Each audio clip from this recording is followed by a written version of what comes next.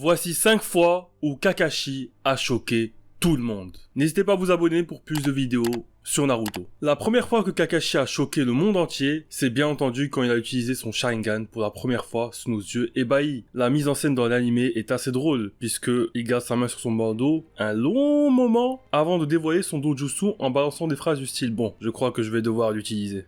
Alors que le mec l'a déjà utilisé énormément avant ça, au point qu'on le surnomme Kakashi le ninja copieur. Et surtout ce qui nous a choqué, c'est lorsqu'il a copié tous les mouvements de Zabuza, incluant les mudras qu'il compose pour exécuter ses jutsu Suiton. Un truc d'ailleurs qui n'a plus jamais refait après ça, et tant mieux parce que ça aurait donné des combats redondants et de singes. Et encore élément marrant, dans la mise en scène, c'est la quantité de mudras. C'est n'importe quoi. On a vu dans la suite du manga que même des genin exécutaient des jutsu avec moins de mudras que ça. Que Zabuza, qui est l'un des 7 épices de Kiri, doivent en utiliser autant pour un seul jutsu, c'est incohérent. Qui plus est, ça l'immobilise pendant un moment, faisant de lui une cible extrêmement vulnérable. Mais bon, c'était le début, l'auteur voulait nous montrer comment ça marche. On pardonne. Cette prouesse du Sharingan de copier les techniques ne sera plus beaucoup exploitée dans la suite du manga. Et c'est dommage, c'est quand même bien cheaté comme capacité. Et c'est la capacité de Sharingan la plus mise en avant dans le début du manga. Et est si peu exploitée que j'ai même entendu des gens penser que seul le Sharingan de Kakashi pouvait copier les techniques. C'est évidemment faux. J'espère qu'un jour on aura des explications ou des limites à ce pouvoir. Parce que, quoi, Kakashi a réussi à copier le Rasengan, comment a-t-il fait? Est-ce que c'était instantané? Comme pour le Suiton Zabuza? Est-ce que Kakashi peut copier n'importe quelle technique, même s'il ne sait pas du tout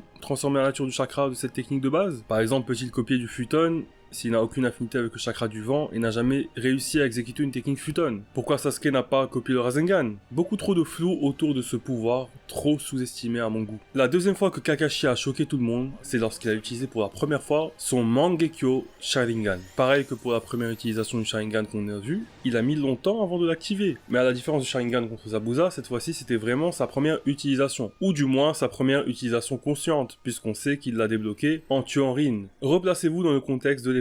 Jusqu'ici, il avait été dit que pour obtenir cette pupille, il fallait obligatoirement tuer son meilleur ami. Quelle surprise alors de constater que Kakashi la possède, lui qui n'est pas un Uchiwa, et qui plus est, sans avoir tué son meilleur ami. Bah oui, à ce moment-là, on se dit qu'il l'a débloqué depuis peu, puisqu'il ne l'a jamais utilisé dans Naruto normal, et de ce qu'il dit, semble l'utiliser pour la première fois en combat réel, ou l'une des premières fois. Et pour nous, son meilleur ami actuellement, c'est clairement Guy. Or, Guy est toujours vivant, donc comment a-t-il fait? Est-ce qu'on peut déverrouiller cette pupille avec de l'entraînement? Kakashi a chargé son chakra en volant de tronc d'arbre en tronc d'arbre pendant un long moment avant d'ouvrir l'œil et nous dévoiler ce Kamui. Et quel pouvoir! Un pouvoir spatio-temporel, rien que ça. Waouh! Capable de couper des bras à distance. C'est assez fou. Donc forcément, on s'est dit que c'était quelque chose qu'il a appris par entraînement. En tout cas, ça nous a traversé l'esprit, et moi à l'époque, ça m'avait traversé l'esprit. La troisième fois où Kakashi a choqué le monde entier, c'est quand il a one-shot Kakuzu par derrière. One-shot entre guillemets. On venait de voir que toutes les attaques de nos héros n'avaient eu aucun effet sur Kakuzu qui a la capacité de durcir son corps. Et lui-même le dit. Et bam, Kakashi arrive par derrière avec son fameux Raikiri et lui porte un coup direct au cœur. Il a fait ça discrètement, rapidement, sans se faire remarquer,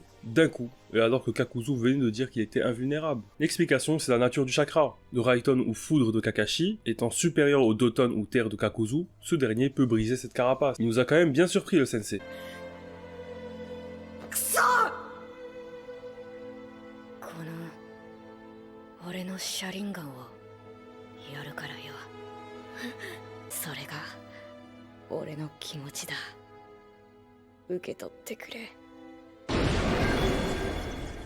Quatrième fois où Kakashi a vraiment choqué tout le monde, moi y compris, c'est évidemment qu'on a utilisé les deux Mangekyo Sharingan et ainsi libéré son Susanoo. Entre ça, la capacité d'Obito à passer au travers des objets et ses jutsu tels que le Raikiri qui devient noir, c'était grandiose. Mon seul regret concerne l'anime qui a complètement, mais alors complètement, foiré cet épisode. C'est moche, il n'y a aucune intensité dans le Raikiri de Kakashi, vraiment ça n'a rien à voir avec le manga, je suis très déçu. Regardez un peu la différence.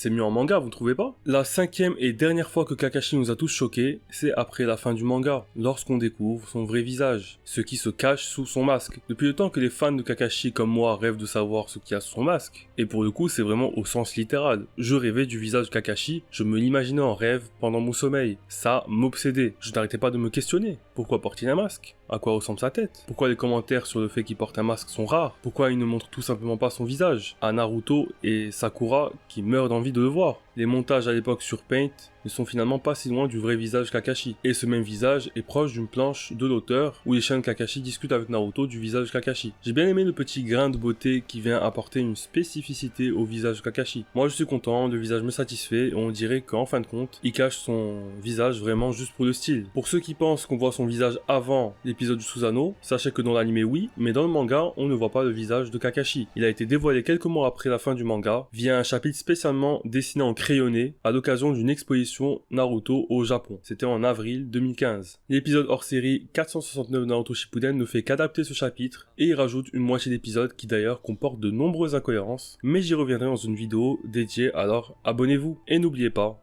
je n'ai pas d'ennemis.